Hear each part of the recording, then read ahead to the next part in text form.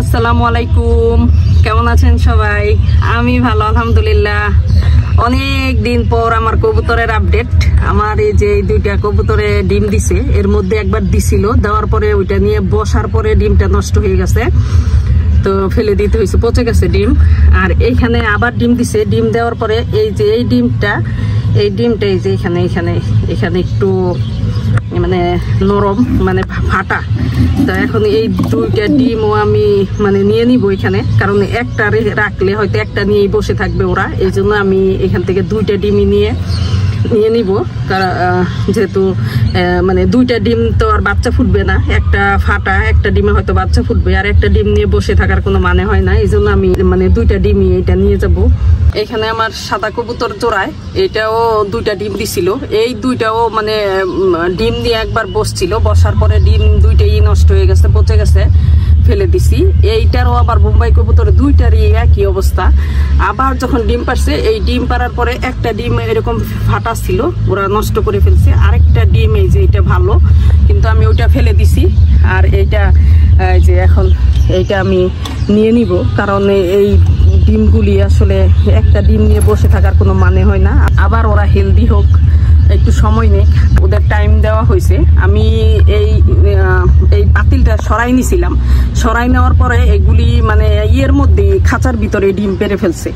যখন মানে পাতিল সরাই নিছি, যে একটা সময় নেই, ওরা সময় নিয়ে মানে হেলদি থাকুক, হেলদি ডিম দেখ, এই জন্য সরাই ফেলছিলাম। তারপরে মানে পাতিল ছাড়াই খাঁচায় ডিম পেরে ফেলছে, তখন আবার এই পাতিলটা দিই। পাতিলটা দেওয়ার পরে এখন একটা ডিম ফাটা আর একটা ডিম ভালো। এখন কি ওরা কিভাবে ফাটাইছে তাও জানি না, হয়তো ওরা খুব মানে পাখা ঝাপটায়, ওই ঝাপটানির কারণে কি হয়েছে কিনা তা জানি না। এখন এই ডিমটাও আমি নিয়ে নিতেছি। এখানে আমার রেসার কবুতর, এই যে এইটা নিয়ে ওরা ঘর বাঁধার জন্য এই যে এইটা দিয়ে আমি আসলে খাঁচা বাঁধি। আকাশের অবস্থা মানে ভালো না, বৃষ্টি, এই জন্য এরকম হইতেছে।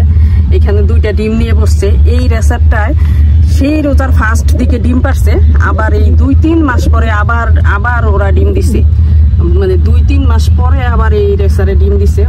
রেসারে দিতে অনেক দেরি করছে, তো মাশাআল্লাহ ডিমগুলি পরিপুষ্ট। এখন কতটুক বাচ্চা ফুটবে কিনা জানি না, এখন দেখি কি হয়। তো আমার অনেক দিন ধরে আমার কবুতরের আপডেট দেই না, আপনাদের আপডেট জানানো হয় না, তো কারণ কবুতরের ডিম দেয়, ডিম দিয়ে আবার ডিম নষ্ট করে ফেলে, এই জন্য আর মানে কোনো ভিডিও দেওয়া হয় না। এই কবুতরগুলিও, এই যে এখানে যে কবুতরগুলি, এগুলিও আমি মানে এইটা সরাই নিছিলাম, যেহেতু এরা ডিম পাড়ার পর নষ্ট হয়ে গেছে। এর আগে একবার ডিম পেরে এই কবুতরগুলি মানে ডিম নষ্ট করে ফেলছে, তো ডিম পরে চিন্তা করছি যে এদেরকে সময় দেওয়া দরকার। তো সময় দেওয়ার জন্য আমি এই পাতিলটা সরাই ফেলছিলাম, সরাই ফেলার পরে ওরা এই মানে খাঁচায় ডিম পেরে ফেলছে। তো এই দুইটা ডিম আমি নিয়ে নিব, কারণ এই ডিম যেহেতু ফাটা আছে, একটা ফাটা ডিম, তো এই জন্য আর এটা রেখে লাভ নেই। এই যে কোন জায়গায় ফাটা, এই যে এই ডিমটা, এই যে একদম এই ডিমটার এখানে শক্তই হয় নাই, নরম। তো এই জন্য আমি এই ডিমগুলি নিয়ে নিতেছি। এই কবুতরগুলির মানে অনেকদিন গ্যাপ যাবে, হয়তো এই ডিমগুলি নিয়ে নিছি, কতদিন গ্যাপ গিয়ে আবার ডিম দিবে হয়তো, তাহলে ভালো ডিম দিবে। রেসার ডিম নিয়ে বসছে, তো ইনশাল্লাহ যদি হয় ডিম থেকে বাচ্চা ফোটে তো আলহামদুলিল্লাহ। আমার কবুতরের এখন এই অবস্থা, অনেক দিন ধরে কাউকে আপডেট দেওয়া হয় না, অনেক দিন ধরে আমি কবুতরের কোনো ভিডিও দিই না।